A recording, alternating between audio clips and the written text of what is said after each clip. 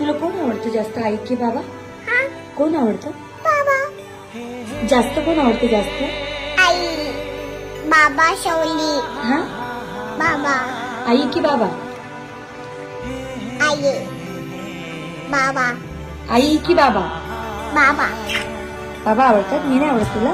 नाही नक्की? हा मी तुमची आहे ना हो हो माझी तो. आईची नाही ना मी आईची नाही. आणि दादाची? नाही दादाची खुशी, तुला जिजी आवडते की आप्पा आवडतात? नाही आप्पा आवडतात आप्पा का आवडतात?